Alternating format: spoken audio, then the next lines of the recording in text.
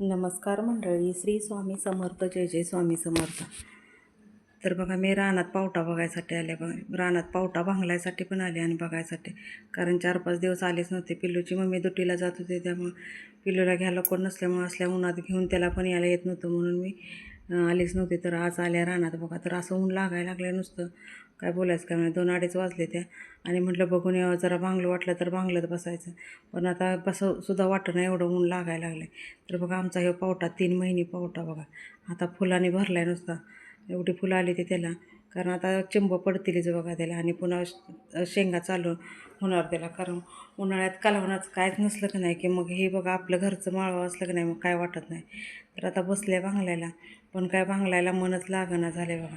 असं ऊन लागायला लागलं, पुढं बघितलं की नुसतं असं चांदण्या नाचल्यागतच दिसायला लागलं. एवढं ऊन लागते आणि चकचक पुढं करायला लागले. जरा उन्हाचं जरा ऊन कमी झाल्यावर 4-5 वाजता आलं का नाही की भारी वाटतं भांगलायला, आणि ऊन लागतं पण चांगलं.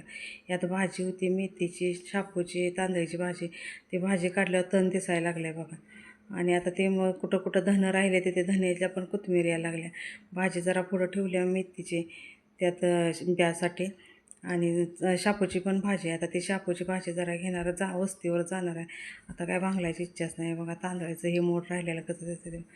वस्तीवरचं काम झालं, शानघाण करून पुन्हा मग गुराचे पाणी बिणी दाखवून आलं की मग पुन्हा 5 वाजता आलं, 4:30-5 वाजता आलं की जरा ऊन कमी झालं की वारं लागायला लागलं का नाही की भांगला वाटतं.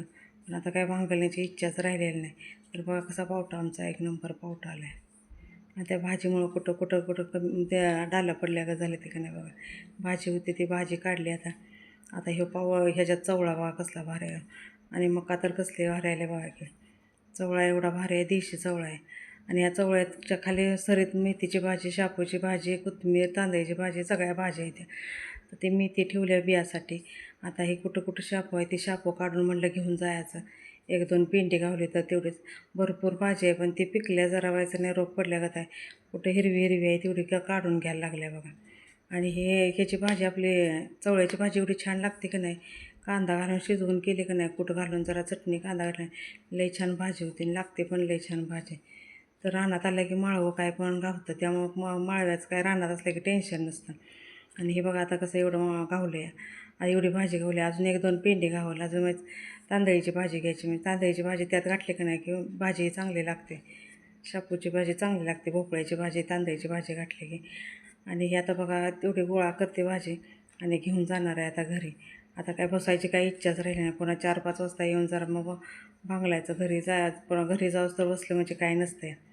आता घरी निघाल्याच बघा असेच घरी.